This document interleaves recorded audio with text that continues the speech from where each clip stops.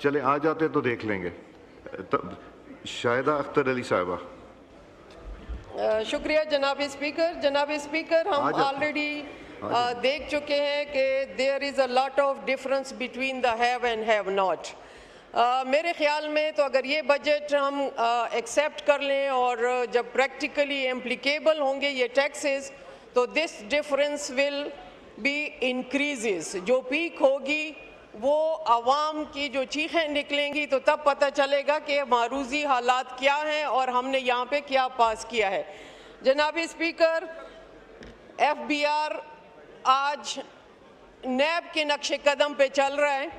जिस तरह आपने कहा है कि नैब की बड़ी अच्छी एक दिलचस्प रिपोर्ट आई है, हो सकता है अगले साल आपके पास FBR की भी इसी तरह दिलचस्पी जो है वो बढ़ती जाएगी और इनके रिपोर्ट्स आप देखेंगे।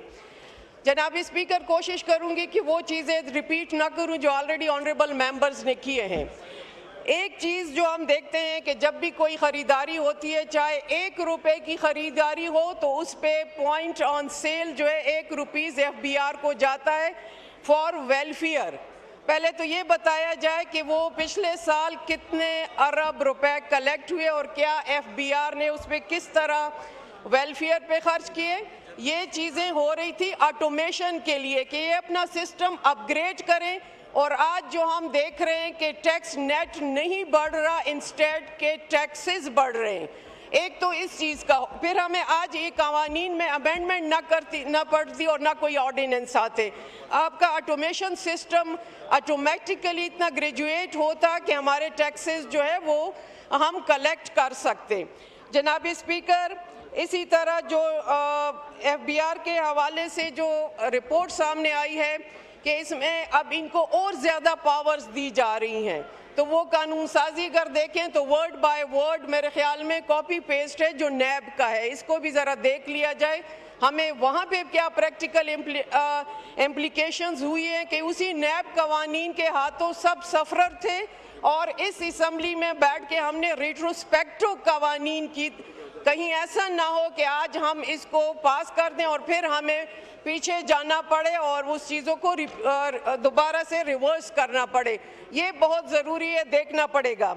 जनाब स्पीकर, यहाँ पे पेट्रोलियम लेवी जब लगाई गई थी तो मुझे याद है कि इसलिए लगाई गई थी कि जब इंटरनेशनली प्राइस ज़्यादा हों तो ऑलरेडी हमारे पास जो कैरेज है, जो स्टोरेज है, उसमें उसकी मद में हम पेट्रोलियम लेवी लगाएं ताकि अवाम को कंपनसेशन हो और उनको वो इंक्रीज ज़्यादा इफ़ेक्ट ना करें। जनाब स्पीकर, आज जो कार्बन लेवी हम 2.50 इट मीन्स के 2.5 रुपये पर लीटर लगा रहे हैं, वो इस हवाले से और ज़्यादा ये इसकी कास्ट बढ़ेगी। और मज़े की बात ये कि सिर्फ 2026 के लिए नहीं बल्कि 27 का भी हिसाब किया हो गया कि वो भी अवाम से हमने बटोरना है। तो जनाब स्पीकर, पेट्रोलियम लेवी लग गई है अप टू 70 या 90 जो आजकल कैरेज का है, डेफिनेटली उस पर इफेक्ट होगा। 2.5 रुपये और बढ़ाएंगे तो पीछे रह जाता है एक हाइड्रोकार्बन में एक हाइड्रोजन रह जाता है, उस पर भी कुछ लगा दें ताकि अगले साल बजट में उसका बहाना भी ना किया जाए, अवाम एक ही मरतबा पेश जाए।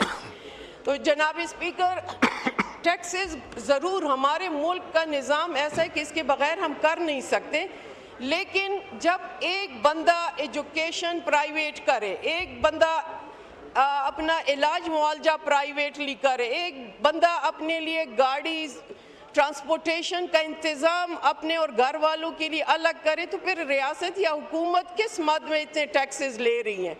एक पेट्रोलियम के बढ़ने से अल्टीमेटली तमाम कमोडिटीज़ हाई फिर जाते हैं और हर एक चीज़ की रेट जो है वो बढ़ेगा।